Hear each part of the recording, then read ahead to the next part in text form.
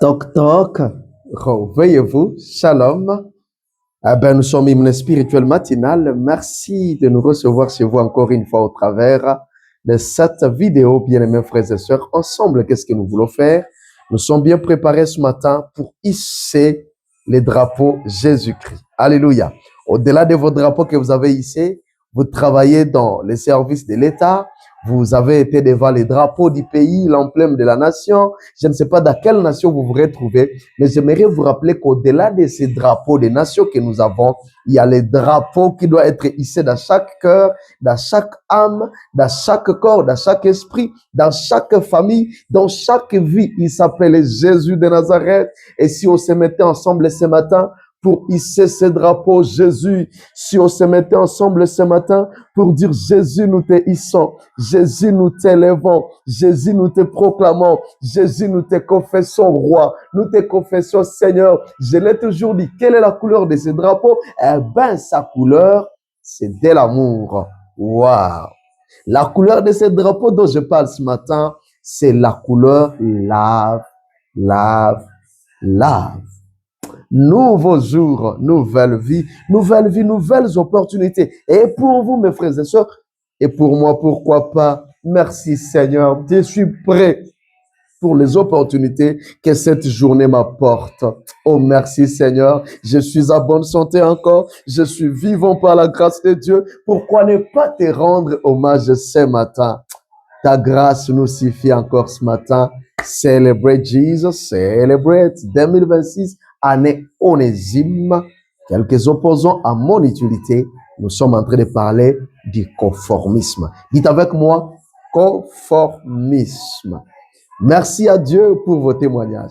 Merci à Dieu pour votre attachement à Hymne Spirituel Matinal. Merci pour chaque commentaire. Merci pour chaque abonnement. Beaucoup nous posent des questions. Aujourd'hui, je n'ai pas vu Hymne Spirituel Matinal. Vous savez pourquoi? Puisque vous n'êtes pas encore abonné.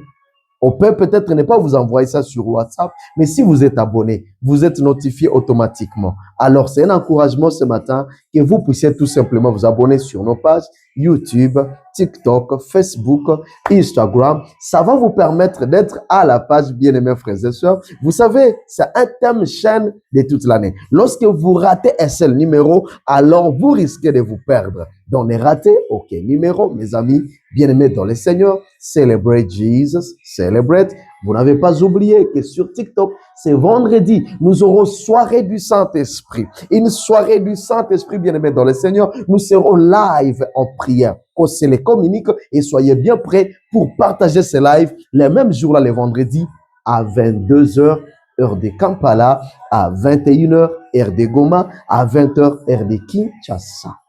Waouh! Gloire à l'Éternel. Ça sera 13h, heure du Canada. Ça dépend de quel état vous vous retrouvez. Waouh! Que l'Éternel Dieu soit loué. Ah ah!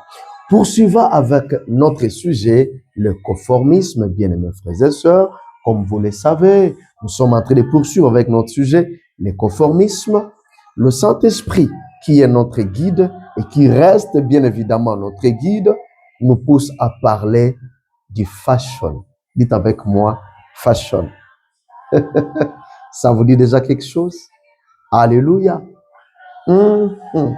Nous aimons bien la mode, n'est-ce pas, bien-aimés frères et sœurs? Nous aimons la mode, et même moi ici, j'aime la mode. Je ne peux pas faire semblant. Non, nous aimons bien la mode, bien-aimés frères et sœurs. Ah oui, il faut bien s'habiller, n'est-ce pas?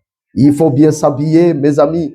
Je ne suis pas contre cela. Je ne suis pas contre bien s'habiller. Et d'ailleurs, je n'ose même pas penser que Jésus ou le royaume des dieux en soit contre aussi. Ah ah. Ah, et d'ailleurs, que Dieu bénisse les hommes et les femmes qui s'habillent bien. Vous tous qui vous habillez élégamment, partout où vous tombez sur cette vidéo, je dis que Dieu vous bénisse. Merci de bien vous habiller, ça fait du bien. Allez de l'avant, les seigneurs vous aiment. Habillez-vous toujours bien. C'est aussi pour la gloire de Dieu, n'est-ce pas, bien-aimés frères et sœurs? Ah oui, il faut bien s'habiller. Donc, big up à vous, salut à vous, coucou à vous. Que Dieu vous bénisse abondamment, vous qui vous habillez bien. Gloire au Seigneur. Cependant, mes amis, il y a quand même des choses à se dire concernant les fashions. Là, je suis en train de baisser un peu la voix. Il y a quand même des choses à se dire face à face concernant la mode, concernant le fashion. Vous êtes prêts, n'est-ce pas, qu'on en parle? Ça nous concerne. Dis à ton voisin, ça te concerne. Viens dans la maison. Viens dans Hymne Spirituel Matinal. On est en train de parler mode. Mes amis, n'oubliez pas que nous sommes en train de parler utilité toute cette année. Nous sommes en train de parler de ton utilité, de mon utilité, car c'est dans cette dimension que Dieu nous veut cette année. Nous devons vivre utile. Alors, toute cette année, Dieu est en train de nous parler utilité. Alléluia. Alléluia. Et même, mes amis, Jésus de son vivant sur terre, il était habillé, n'est-ce pas? Excusez-moi. Jésus de son vivant, il était aussi habillé. Et d'ailleurs, par là de son accoutrement, mes amis, par là de son habillement, Jean, l'apôtre Jean, évoque une tunique, il évoque une tunique sa couture. Une tunique sa couture, wow. Donc, une tunique hors norme. Jésus, quand on parle de toi, tout autour de toi, tout ce qui te concerne, c'est seulement extraordinaire, c'est vraiment wow, c'est vraiment extra naturel, Jésus. Une tunique sans couture. La Bible dit, les soldats, après avoir crucifié Jésus, prirent ses vêtements et en firent 4 parts. Une part pour chaque soldat. Ils prirent aussi sa tunique qui était sans couture. Une tunique comment? Sans couture. D'un seul tissu, depuis les hauts jusqu'en bas. Et ils dirent, ne la déchirons pas, mais tirons au sort à qui elle sera. Wow. Jean chapitre 19, 23 à 24. Alléluia. Déjà, la question vient. Qu'est-ce qui vous passe en tête? Qu'est-ce qui vous vient en tête, mon frère, ma soeur? Qu'est-ce qui vous passe en tête déjà quand vous lisez ceci dans la Bible? Mes amis, est-ce que chacun peut se répondre? Un petit temps de réflexion peut-être pour nous tous, mes amis, en ces moments. Est-ce qu'on peut réfléchir? Tunique sa couture. Apôtre Jean, vous parlez d'une tunique sa couture quand il s'agit de Jésus, de son accoutrement, bien sûr. Mes amis, vous savez, beaucoup, lorsque nous parlons de cette expression, tunique sa couture, vous savez que beaucoup, mes amis, ils voient là de l'extravagance. Beaucoup y trouvent de l'extravagance pour justifier leur passion démesurée envers la mode. Beaucoup, quand ils lisent ça, ils tombent sur ça, une tunique sa couture, ils voient en ça l'extravagance pour justifier leur passion, amour démesuré envers de fashion. Alors que, bien aimé dans le Seigneur, la vérité ou le vrai sens derrière ceci, tunique sa couture, est vraiment ailleurs. Le vrai sens est ailleurs, bien aimés frères et sœurs. Mais beaucoup d'entre nous ici, pour justifier leur habillement démesuré, leur passion démesurée vers je ne sais pas, la mode fashion, ils retournent à cette expression tunique sa couture de Jésus. Mes amis, et si Dieu nous fait grâce, nous pourrons peut-être y revenir sur le vrai sens des tuniques sa couture de Jésus. Que Dieu nous fasse grâce. Alléluia. Mais pour le moment, bien-aimés dans le Seigneur, revenons-en à là où l'Esprit nous veut ce matin. Il y a quelque part où l'Esprit de Dieu nous veut ce matin. Et je prie que cela passe dans nos oreilles, que nous comprenions et que nous puissions en prendre l'essence pour aller vers notre utilité dans le nom de Jésus-Christ. Revenons là où le Saint-Esprit nous veut. Le conformisme, mes amis, dans la mode. Le conformisme, mes amis, dans la mode, c'est là que nous sommes.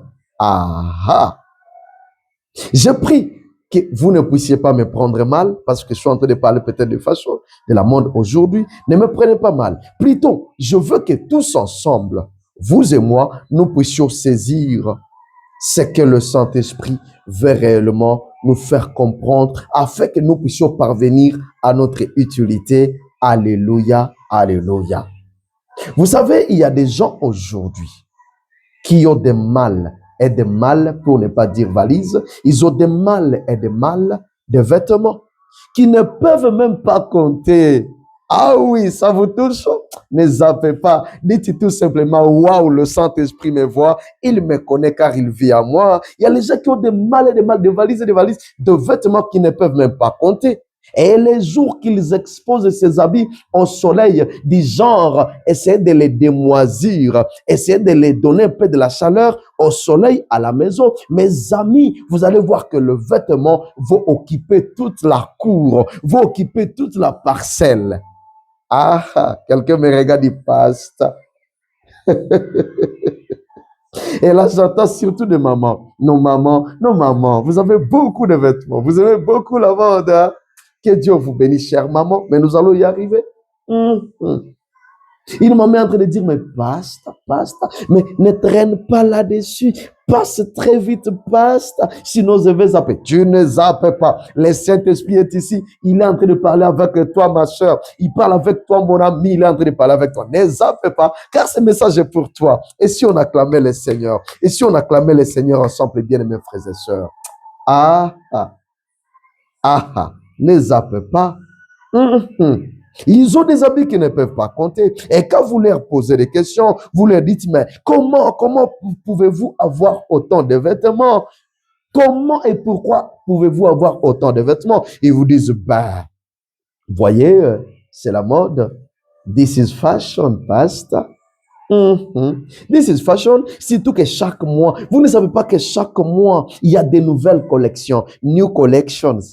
Il y a des arrivages chaque mois, des arrivages qu'il ne faut que nous tomber dessus. Pasteur, vous ne savez pas.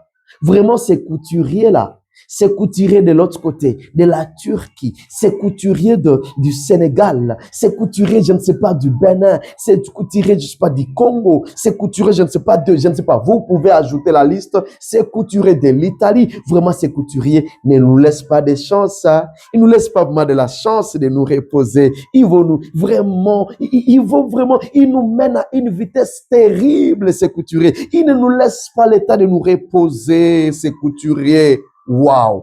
Et comment ils les appellent? Ils disent, ces couturiers de la renommée mondiale, ils ne nous laissent pas le temps de nous reposer. Comme si vous y étiez obligés. Comme si nous y étions vraiment obligés. Comme si l'on se sent obligé. Et moi, je pose la question, qui vous a vraiment obligé? Mais parce que vous dites, nous nous sentons obligés encore et encore d'être à la une, d'être à la page quand une nouvelle collection est sortie. Alors la question se pose. Et d'ailleurs, qui vous a dit que ces couturiers sont d'une renommée mondiale? Qui vous a donné cette information? Qui les a nommés comme étant de la renommée mondiale?